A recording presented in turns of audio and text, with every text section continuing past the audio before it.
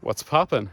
It's December, there's snow on the ground, and once again, against my better judgment, I've decided to walk to the airport instead of paying for a taxi.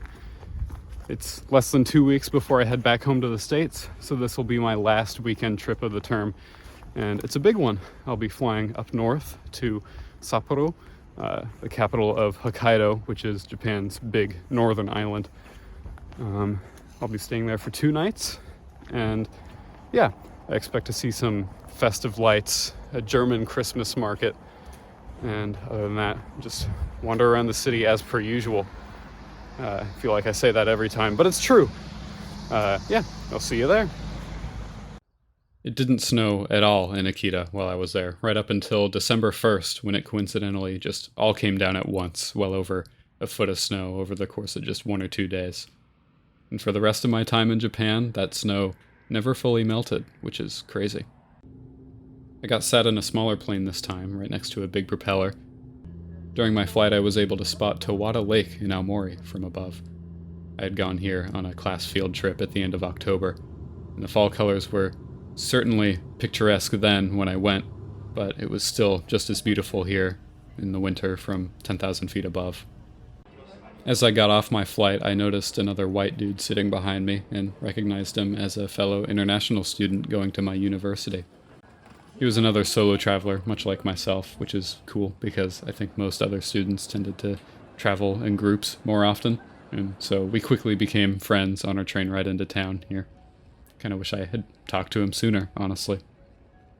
Getting off in Sapporo, we arrive at yet another massive train station, which, again, qualifies more so as a super cluster of stores in the center of town than really anything else. Just outside, we see a bunch of festive lights and music going on, and surprisingly, not a whole lot of snow on the ground. I believe they actually have heated sidewalks and roads in parts of this town, which could explain that. Obviously, they're not everywhere, mostly by the train station, but if that's what's going on here, they definitely worked. I'm just walking through Adori Park on my way to my hotel, and just checking out those lights back there. It's pretty cool. I'm saving the Christmas market for tomorrow, but yeah, it's a very neat thing to see, this whole town lit up and festive. This whole event, I think, is because Sapporo is actually sister cities with Munich in Germany, so that's why they have this German-themed Christmas market and a light show. But yeah, this park is most well known for its snow festival in January, and obviously I won't be here in January, but I think this little festival they have going on here might not be as big, but it definitely has its own charm to it. I'm glad I chose this time to go. Continuing on towards my hotel, I found myself walking away from the city center for what must have been almost an hour, and I started to think to myself, maybe I should have splurged on a hotel with a more convenient location. But it turns out the address for my booking confirmation was just flat out wrong, and I just had to manually look it up myself. When I went to the wrong place in Tokyo, I immediately knew what was going on, but in this case, I actually felt lost for a minute there, and that was a truly humbling experience. Okay, I finally made it to my hotel. That walk took way longer than it needed to, and it was very cold, but it was kind of nice. It was a good change of pace after being stuck inside doing finals for the last week and a half, I guess. Yeah, I think I've earned some ramen or something. Heading out again, I met back up with the guy I met on the plane. He had been recommended a particular ramen shop in Sapporo, one that specializes in shrimp ramen, which is pretty interesting. And he invited me to tag along, and I was happy to accept. I'm not usually one to walk into a Japanese restaurant by myself just because I'm not confident enough in the language or the etiquette to know what to do right away. But he seemed a little bit more experienced with this stuff, and I'm willing to be more brave when I'm with someone else. So it was a pretty cool experience. After that, we just wandered around the city for a bit longer, checked out some arcades. Nothing really out of the ordinary here, but the lights are really good at night. Saturday morning, check out this breakfast spread. decided to just get a little bit of everything. It was kind of fun. Today, the plan was to head west out of town a bit. I was going to check out a famous Hokkaido shrine as well as a theme park that was out that way. Thought that sounded interesting. But first, I decided to take some pictures at the Christmas market, which wasn't actually open yet. Moving on, I went right down the stairs, right in the middle of the park. Sapporo actually has this big underground network of tunnels that leads from the central station to Odori Park, and I think even further. It's got a bunch of stores in it, not quite as many as you might expect, but I imagine it's mostly a place to escape the cold in the middle of the winter when there's just snow all over. Basically just a big pedestrian path that runs underneath the city. Some pretty cool infrastructure, if you ask me.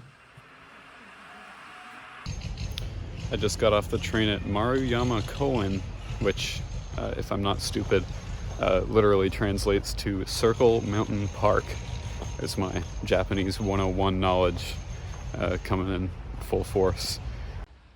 This park is a ways outside the city, not too far, but definitely far enough to be a little more peaceful with nothing but trees in most directions. You can hear construction in the background a bit, but other than that, it's pretty nice. Walking around this park, there are actually quite a few shrines here. They all seem to have their own little Hokkaido flair. You can see these steel-looking torii gates that are just seem very unique to the region, and these kind of like log cabin almost looking shrines. Look at that. That's like completely unlike anything else I'd seen during my travels in Japan. Quite busy too. There was like a line to get my shrine stamp. I had to stop in this waiting room for a while. That was definitely the most unique shrine I've been to so far. Definitely worth the visit. I actually participated in a religious activity. I did the praying thing that everyone else does, and I have always kind of avoided, but I decided I'm gonna need all the luck I can get to actually make my hour-and-a-half layover on my way back home here soon. Customs is not going to be fun. Next up, I made my way over to Shiroi Koibito Park. It's kind of like a German theme park, kind of in the outskirts of the metro coverage in Sapporo. They've got a big chocolate factory here. It's mostly like a tourist attraction. They're really trying to emulate the Willy Wonka vibes, which I just kind of think is fun. But aside from that, the place is super picturesque, especially from the outside with all the snow. It's really a coincidence that this was the second German-themed attraction that I was planning on visiting during this trip.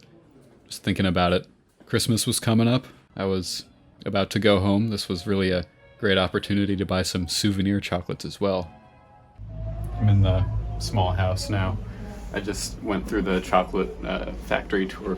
It was really actually super well made and interesting. They gave just like a history of chocolate. I don't know. That was kind of like the final boss of my Japanese knowledge. They asked me, "Is Nihongo okay?" And like, "Chotto," and I went with it and I lived. It was okay. Yeah, very cool actually. At one point in the tour, one of us had to pull this lever to open the door to the next room, but we could only do it if we really loved chocolate, and somehow I got volunteered as tribute by the other tour members and the tour guide as well. They really egged me on, so I had to get up in front of everyone and say, "Oh, chocoreto daisuki," and then pull down this lever very dramatically. And, I was trying to kind of fade into the background and just observe, but they really put me on the spot there. It wasn't like that crazy, but it definitely made for a more permanent memory, that's for sure. Moving on to the rest of the park's attractions, the tour was really more like a Disneyland kind of like walk through, just looking at things. This is like the real part of the factory, right? We get to actually see the chocolate and the cookies being made. There's kind of a museum part where you get to read the history of the company, which is more interesting than it had any right to be, and a cafe where I got a little parfait. Overall, pretty decent stop, I think. Definitely kind of a silly way to spend your time in Sapporo, but I don't know, it was dumb fun. Good stuff. That was pretty cool. My expectations were pretty low, honestly, but it was way cooler than I thought it would be. My only complaint is that instead of creepy carnival music, they were playing Christmas music, right? Except, like, the only two songs they played were I Saw Mommy Kissing Santa Claus and Santa Baby, which are, like, objectively the two worst Christmas songs on the planet. And I don't know why it was just those two, but it felt like those two were on repeat. I think I heard them each like 3 times. I was only there for an hour or two. It was still relatively early, and I didn't have much else planned for the day, so I decided to stay out here for a little while longer, just keep wandering around the suburbs for a bit. I really enjoyed checking out Chiba when I was down in Tokyo for the Xenoblade concert. There's just something about seeing these, like, residential districts, all these, like, smaller, like, apartment buildings that are just kind of so foreign to me as an American. And just seeing how these people live, and it's, like, so quiet despite being near such a large city. It's just something about it's super fascinating to me. Save for the mall footage, of course. That's really nothing new. But going back outside, heading back towards the train station, it really started snowing a lot more. It wasn't, like, super cold, but look at that. That's a lot of snow. I'm back at the hotel, mostly to drop stuff off. It's really snowing now. It's still above freezing though, so I'm not sure how much of it'll stick. I don't think I have to worry. Yeah, I'll head back out in a few minutes, go back to the Christmas market now that it's open, check that out. And then I think I'll do some last minute Christmas shopping. And maybe I'll have the guts to do ramen 2 nights in a row. And here's the Christmas market at night with all the lights on. I believe they had events going on all throughout November and December. I wasn't there for any of them, but still very, very busy. See, we're cramped like shoulder to shoulder. I went ahead and bought a 300 yen cup of hot cocoa and took in the sights. Didn't really find anything else worth getting, but from there I went up to the TV tower with all the lights on. Decided to just walk up to the kind of base level with all the shops. There's a pretty decent view even from that elevation here. You can see all the food trucks down there as well. Just seems like a fun time to be in this city. After that, I wandered into a manga store and saw a Bocchi the Rock poster, as well as a K-On poster. You know, that's still going on. There's also this trading card store where you can take all the fun out of trading cards by buying the ones you want yourself. And then in Book Off, a second-hand store chain, I get jump scared by their own VTuber doing an advertisement in the middle of the store right next to this fairly impressive retro game selection. Look at that. Back outside, there's a big pachinko parlor that's called Vegas Vegas, which I think is just a little funny. I decided to walk along their main shopping street here. I ended up finding Xenoblade 3 at a whole 1,000 yen cheaper than Xenoblade 2, which was a little surprising. And then took another shot of just fake food on display. These are always just kind of fun to stop and look at. Although I guess that's exactly what they want me to think, isn't it? Doing a little Christmas shopping, found this interesting hat, didn't get it. I was looking for a little more funny English, but that's something at least. And then this future food section, or so they call it, it's just a bunch of bugs that you can buy. Like I could have bought a scorpion for $20 and probably died in the process of eating it. After that, I decided to go to Ichiran one last time. I had a pretty big language win here. The couple in front of me only spoke Chinese and had to communicate with the front staff in English a little bit. But when I got up in line, the front staff continued to speak in Japanese to me. I was apparently carrying myself with enough confidence to warrant that, which is pretty cool. There's an anime bar across the street. Okay, I think I'm done for the day. I explored a bit more of the city today. Saved some stuff for tomorrow, but I feel pretty good about how much I've done so far. I am working on a schedule tomorrow because I'm limited by my flight back, so I'm planning on actually going up the TV tower, taking the elevator, and I'll check out the Sapporo Beer Museum. as well. Those are like the two tourist things that I'm saving towards the end. But yeah, see you then. Another morning, another hotel breakfast. Check that out. Besides my flight schedule, I had another unforeseen limiting factor on my last day here.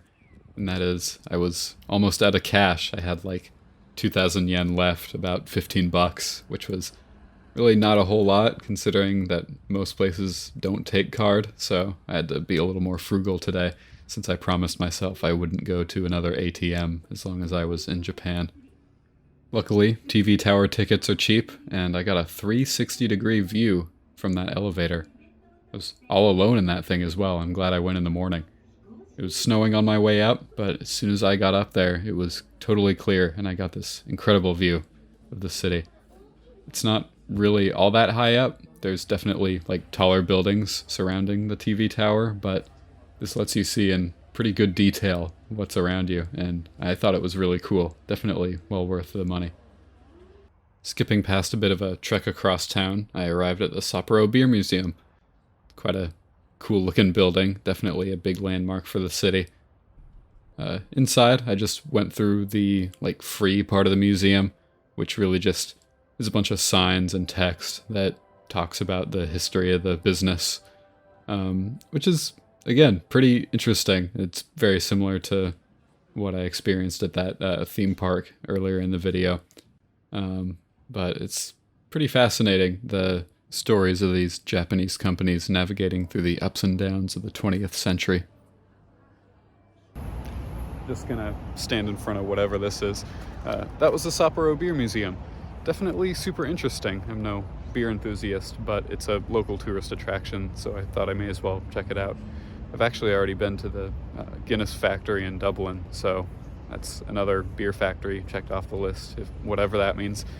I chickened out of actually tasting anything. I have yet to actually try a beer, and I was fully planning on trying like a little one. I thought they might have like a mini size, but they didn't, and I was not ready to down a full can, so a missed opportunity. Maybe they'll have one at the airport or something if I'm lucky, but whatever. For the record, I did end up grabbing a can of the Hokkaido exclusive Sapporo beer at the airport on my way out. Before that, though, I found this really cool-looking shopping center on my way back to the train station. Grabbed something to eat at Freshness Burger. That thing does not look real. And that's pretty much it for Sapporo. From there, I just sort of retraced my steps back to the train station, saw a little bit more of the city center in daylight, which I didn't get to before. Overall, that was a great stop, one of my favorite trips during my term abroad. It was great to see the snow, see the festive lights, the Christmas market, just everything about it. It was just a great atmosphere, and I'm glad the snow didn't end up interrupting my trip in any way either. Just really the best of both worlds. Back at the airport, this place was huge and super nice. One of my only regrets for this trip was probably just not coming back here a little bit earlier and setting aside more time to explore the terminal before security. Say hi to Snow Miku. I met back up with my classmate from the start of the trip since we had the same flight again. Never really spoke with him again after this. What a mysterious guy. And that concludes this short series of vlogs. I hope you've enjoyed watching them as much as I've enjoyed making them. Big thumbs up to studying abroad. I'd highly recommend it to anyone who's interested. But with that being said, I think this is normally the part of the video where a good YouTuber would say, subscribe for more. But since I can't promise that this time, I'm just going to politely ask you to subscribe anyways, because I like seeing my funny internet number get bigger. Thanks for watching.